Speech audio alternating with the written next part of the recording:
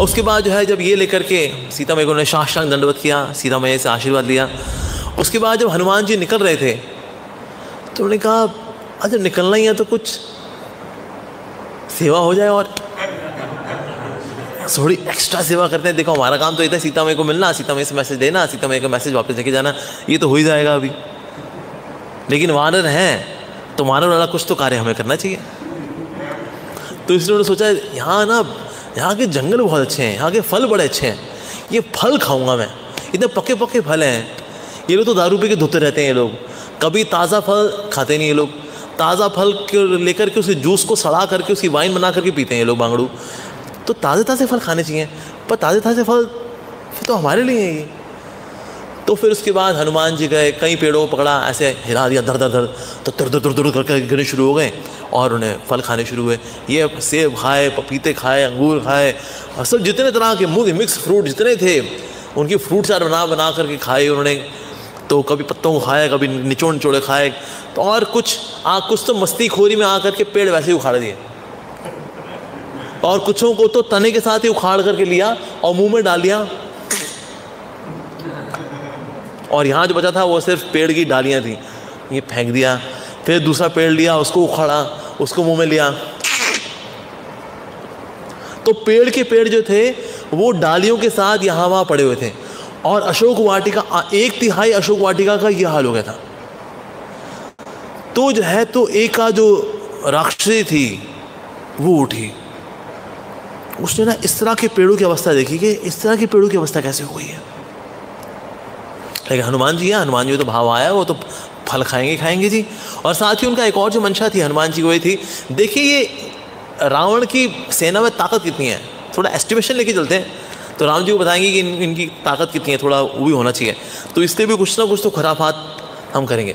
साथ ही थर्ड लेके आए, ये इतनी खुराफात मचाऊंगा ना, निश्चित रूप से रावण के पास मुझे जरूर लेकर जाएंगे लोग।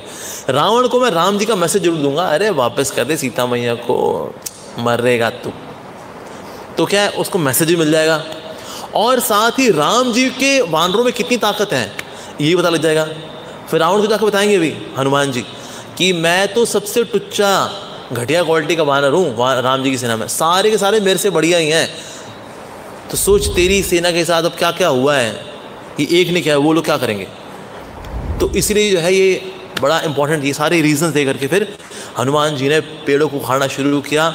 और Ashok Vatika which was the most beautiful area of Lanka, जहाँ पूरी लंका में लोग मानते थे कि मरने से पहले कभी अशोक वाटिका में जाए तो हमारा तीर्थाटन हो जाए, ऐसा उसको उजाड़ना शुरू किया। तो सबने देख रहे थे कि ना पेड़ उखड़ उखड़ के यहाँ गिर रहे हैं, फल गिर रहे हैं, गार्डन तहस नहस हो रहा है, और एक आवाज़ सुनाई दे रही है बस, हरी हरी हरी हरी हरी हरी हरी हरी। तो सब सोच रहे हैं ये कौन, ये बड़ी अजीबोगरीब आवाज़ है, हरी हरी हरी हरी, ये हरी हरी की आवाज़ कहाँ से आ रही है। कि तूने सुनी हरी हरी की आवाज़? कहते हाँ मैंने हरी हरी की आवाज़ सुनी। कहते यहाँ से भी आ रही है हरी हरी की आवाज़, वहाँ से भी आ रही है हरी हरी की आवाज़, अरे ये देखो ये भी हरी हरी की आवाज़, अरे वहाँ से। पूरे गार्डन में हरी हरी हरी हरी हरी हरी, सारी राक्षसियाँ क्या कर रही थी, हरी का नाम ले रही थी। तो हनुमान जी ने कहा जितना तहलका मचा रहा हूँ उतना इनको हरी हरी हो रहा है, तो थोड़ा तहलका और मचाते हैं। फिर उन्होंने और पेड़ उखाड़े, ताड़ तोड़, और हरी हरी, अरे अरे भाई बहुत हरी हरी हो रहा है, तो अरे बहुत हरी हरी हो रहा है, अरे भाई कम ऑन हरी अप, अरे हरी हरी हरी हरी हरी हरी हरी हरी हो रहा पूरे गार्डन के अंदर। अब ये जब हरी हरी हरी हरी सुना तो त्रिजटा बोली, देखा जो मैंने सपना बताया था ना, ये सपना सच होने की शुरुआत है। ये देखो लंका का सबसे सुंदर एरिया अशोक वाटिका, ये तहस नहस हो रहा है। किसी व्यक्ति ने, पता नहीं कौन आया यहाँ पर, जिसने कि पेड़ों को ऐसे चबा के ऐसे खाया हुआ है मानो पता नहीं भुट्टा हो, ये हाल कर रखा है। कौन है? देखो यही शुरुआत है लंका की, ऐसी लंका खत्म होने वाली, यही शुरुआत है, मेरा सपना सच होने वाला है। तो राक्षस ने बोला, अरे शुभ शुभ बोले त्रिजटा, ठीक है तुम्हारी सीनियर है, लेकिन शुभ शुभ बोल। कहते क्या शुभ शुभ बोलो, देखो आसपास का हाल चाल देखो जरा। इसके बाद जो सारी जब सीता मैया के पास पहुंच गई, कहते अरे ओ सीता कौन है ये? कहते मैंने देखा था, इससे बहुत देर गप मार के गया है वो जो भी था ये, और ये खुशी खुशी उसके साथ बहुत बातें कर रही थी। उस वक्त हम तो धुत थी, लेकिन मैंने एक आंख से देखा इसको बहुत बातें कर रही है, और मैंने कहा चल तू वहाँ बातें कर रहे, हम तो शराब में पड़े रहे, तो हम तो वहाँ पड़ी हुई थी, लेकिन हम सोच रहे थे बहुत बातें कर रही है किसी के साथ ही। वही होगा जिससे बात की है ना, उसी ने ये सारा तामझाम मचा के रखा हुआ है, पक्की बात। बता कौन था वो?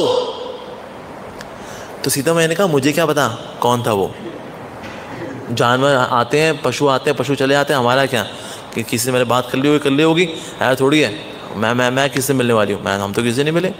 और क्या, तुम लोगों ने ये प्लान बना के रखा हुआ था कि मेरे टुकड़े टुकड़े करोगी तो कर्मों के फल भुगतने पड़ते हैं, तुम्हारे गार्डन के टुकड़े टुकड़े हो गए, तुम्हारे होने बाकी हैं। तो जो राक्षसी थी ना वो घबरा गई। अब देखा जाए तो यहाँ सीता मैया ने ऐसे झूठ बोला, सीता मैया झूठ बोला कि मैं तो किसी ने देखा। तो सीता मैया वाला झूठ क्यों बोला? असल में शास्त्र में आता है कि किन कारणों में झूठ बोलना जो है वो अलाउड रहता है।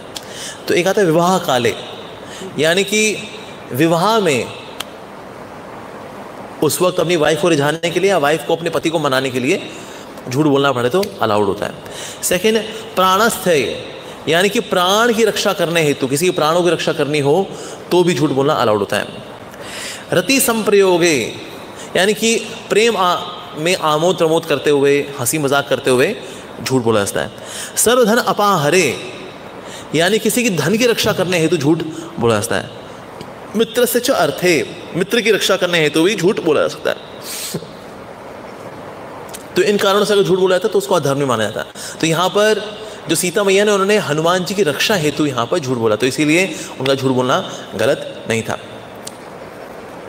इसीलिए जो वहाँ जो जितनी राक्षसी थी, उन्होंने कहा ये पता नहीं लग तो रहा है हमें कि ना बातचीत तो इसने किया, कहता है होता है तूने दारू ज़्यादा पी ली हो, सीता किसी और से क्या बात करी, इतनी उदास रहती है। लेकिन जब ये सब आपस में राक्षसियाँ बात करी थी तो सीता मैया जो है अंदर अंदर बहुत मुस्कुराई, तो अपना हाथ उन्होंने अपने चेहरे पे रख लिया और अंदर अंदर मुस्कुरा रही। कहते हैं इसको बहुत हंसी छूट रही है, इसको बहुत हंसी छूट रही है तेरे को, जिस वाटिका में रखा ना, देख देख उस वाटिका क्या हाल हुआ है। तो एक और राक्षसी बोली, लेकिन हैरानी की बात देखो, सारी अशोक वाटिका तहस नहस हो गई सिवाय इस स्थान के जहाँ ये बैठी हुई है।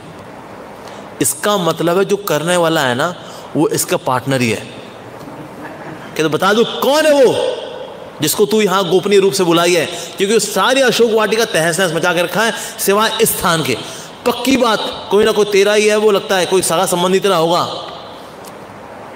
सीता मैया ने कहा मैं क्या जानूं, तुम लोग जानो। तो सीता मैया अब जो राक्षसियाँ थी वो सोच रही थी या तो ना हम लोग दारू ना कुछ ज़्यादा पी लिया हम लोगों ने, उसकी वजह से ना ये हमारा हाल हो रखा है, या फिर वो जो कोई भी है ना उसके पास जादुई शक्तियाँ हैं, क्योंकि उसने इतनी तहस नहस मचाई है और हमको पता भी नहीं चला।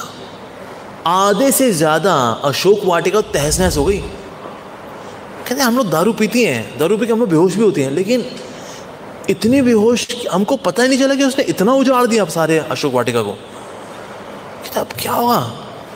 तो कहते हैं ये चीज़ तो देखो ये रावण को बतानी पड़ेगी। रीज़न नहीं, अशोक वाटिका उसकी पर्सनल खुद की डिज़ाइन की हुई है, उसने खुद डिज़ाइन किया था इसको, तो इसलिए ये बात रावण को तो बतानी बहुत ज़रूरी है।